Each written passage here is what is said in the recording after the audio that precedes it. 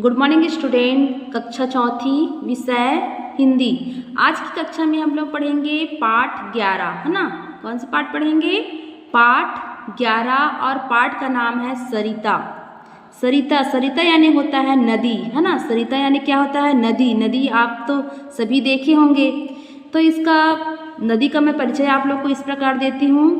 यह एक प्रकृति परक कविता है ना। जो कविता है वो क्या है? एक प्रकृति परक कविता है।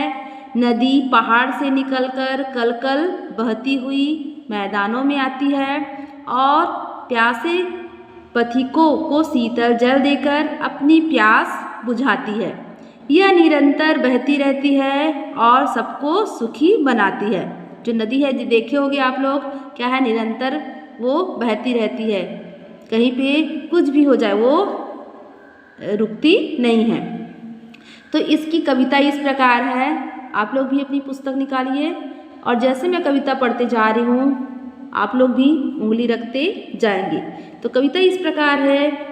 यह लघु सरिता का बहता जल कितना शीतल कितना निर्मल, हिमगिरी के हिम से निकलकर यह विमल दूध सा हिम का जल, कर कर निनाद कर कल कल छल छल, तन का चंचल मन का विह्वल, यह लघु सरिता का बहता जल।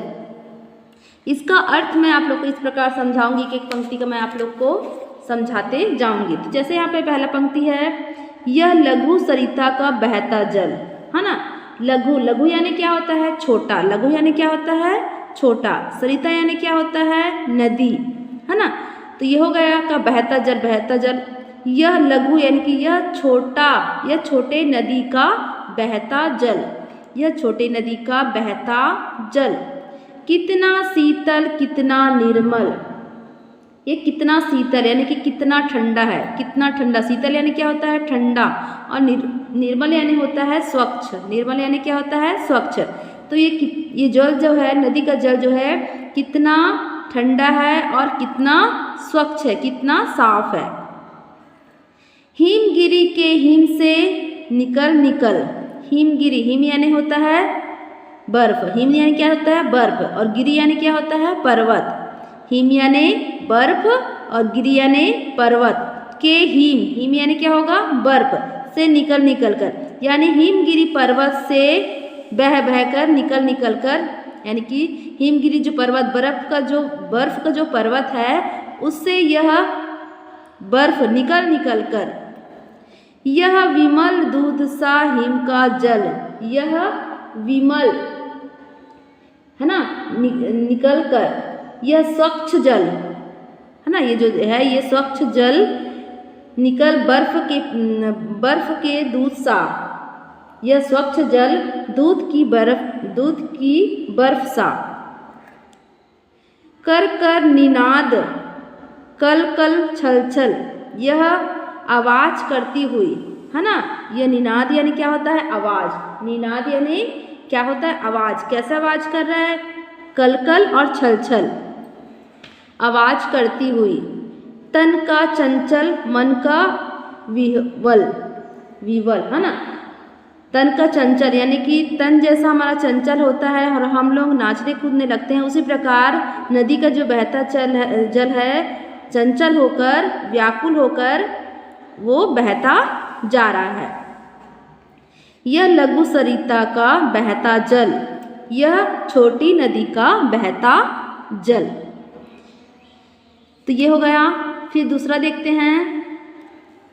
ऊंचे शिखरों से उतर उतर, ऊंचे शिखरों से उतर उतर, गिरी गिरी गिरी की चट्टानों पर, कंकड़ कंकड़ पैदल चलकर, दिन भर रजनी भर जीवन भर, दिन भर रजनी भर जीवन भर, धोता वसुधा का अंतर स्थल, धोता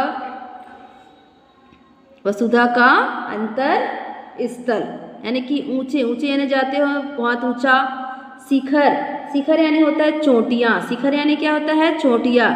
यह ऊंची चोटियों से उतर उतर कर, ये जो पानी है ना, जो नदी का पानी, वह ऊंची चोटियों से क्या है, उतर उतर कर गिरी गिरी गिरी की चट्टानों पर, पर्वत पर्वत पर्वत की चट्टानों पर।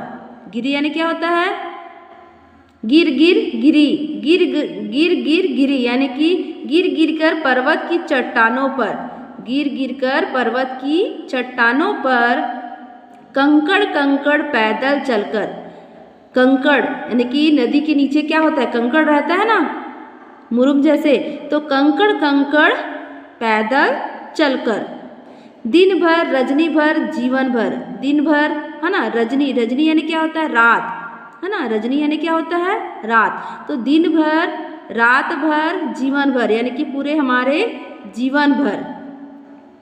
धोता वसुधा का अंतर स्थल यानी कि ये जो जल है वो वसुधा, वसुधा यानी होता है पृथ्वी है ना, वसुधा यानी क्या होता है, पृथ्वी, और अंतर स्थल यानी होता है हृदय। ये पृथ्वी का हृदय धोता हुआ, जो जल है वो पृथ्वी का हृदय क्या हुआ, धोता हुआ। यह लघु सरिता का बहता जल, यह छोटी नदी का बहता हुआ जल। ये हो गया। अगला है इस प्रकार, हिम के पत्थर वे पिघल पिघल बन गए धरा का वारी विमल, सुख पाता जिससे पथिक विकल, पी पी कर अंजलि भर मृदु जल, नित जल कर भी कितना शीतल, यह लघु सरिता का बहता जल।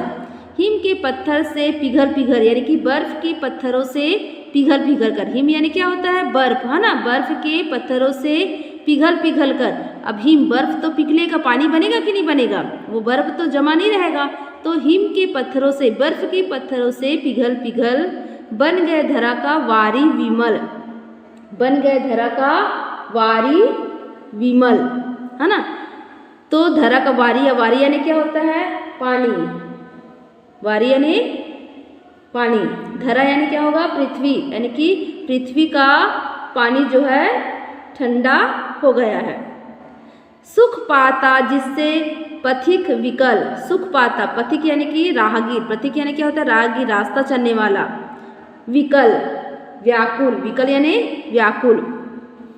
तो जो रास्ते चलने वाले हैं वो भी इस जल को क्या हो जाते हैं, व्याकुल हो जाते हैं, यानी कि पीने के लिए। तो पी पी कर अंजलि भर मृदु जल, वो जो राहगीर होते हैं वो अपने हथेली पर भर भर के ये मृदु, मृदु यानी क्या होता है, मीठा जल पीते हैं, भर भर कर अपने हथेली में ये मीठा जल पीते हैं। नित जल कर भी कितना शीतल, नित जल कर भी कितना शीतल, यानी कि रोज बहते हुए भी ये जल कितना ठंडा है, रोज बहते हुए भी जल कितना है, शीतल है, ठंडा है। यह लघु सरिता का बहता जल, ये छोटी नदी का बहता हुआ जल। आगे है, कितना कोमल कितना वत्सल, ये रजनी का वह अंतर स्थल, जिसका यह शीतल करुणा जल बहता रहता युग युग अविरल, गंगा यमुना सरस्वती सरयू निर्मल, यह लघु सरिता का बहता जल। तो कितना कोमल, कितना मुलायम, कितना वात्सल्य है ना, ये जो है किसका वात्सल्य, कितना स्नेह करने वाला, स्नेह भरा। ये रजनी, रजनी, रजनी यानी क्या होता है, रात है ना, ये रात का वह अंतर यानी कि हृदय, अंतराल स्तर यानी क्या होता है, हृदय, जिसका यह शीतल करुणा जल, यानी कि शीतल, जिसका ये ठंडा और मीठा जल बहता रहता है युग युग अविरल, लगातार युग युगों तक बहता रहता है, लगातार लगातार ये नदी का जो जल है वो लगातार युगों युगों तक बहता रहता है। गंगा यमुना सरयू निर्मल, यानी कि गंगा है ना, गंगा यमुना नदी सरस्वती ये जो क्या है, निर्मल है ना, स्वच्छ है।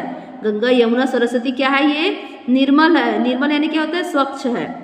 यह लघु सरिता का बहता जल, यानी कि यह छोटी नदी का बहता जल। तो ये कविता किसने लिखी है? गोपाल सिंह नेपाली ने। इसके रचयिता है गोपाल सिंह नेपाली।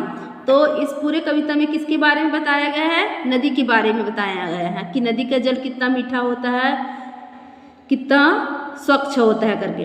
तो इसका शब्दार्थ आप लोग इस प्रकार लिखेंगे। यहाँ पे शब्दार्थ जैसे बताया गया है, सरिता यानी क्या होता है? नदी, है ना। सरिता यानी क्या होता है? नदी। लघु यानी छोटी। शीतल यानी क्या होता है? ठंडा। निर्मल यानी स्वच्छ। शिखरों चोटियों। गिरि यानी पर्वत। विमल यानी स्वच्छ। स्वाप रजनी यानी होता है रात। निनाद यानी ध्वनि या फिर आवाज। वत्सल यानी पुत्रवत स्नेह करने वाला, है ना, स्नेह करने वाला। अविवल यानी व्याकुल। अंतरस्त्र यानी हृदय। वसुधा यानी होता है पृथ्वी। अविरल यानी होता है निरंतर या फिर लगातार। हिम यानी बर्फ। धरा यानी पृथ्वी। वारी यानी जल। पथिक यानी कि रास्तागिर यानी कि राह चलने वाला। विकल यानी होता है व्याकुल। और जननी यानी होता है माता। जननी यानी माता। तो ये हो गया शब्दार्थ। इसका फोटो मैं आप लोग को सेंड करूंगी, जिसको आप लोग को अपनी हिंदी कॉपी पे पाठ का हेडिंग डालोगे पहले, उसके बाद ये जो शब्दार्थ है आप लोग अपनी कॉपी पे लिखेंगे। साफ साफ सुंदर राइटिंग बना के अपनी कॉपी पे लिखेंगे और फोटो भी सेंड करेंगे।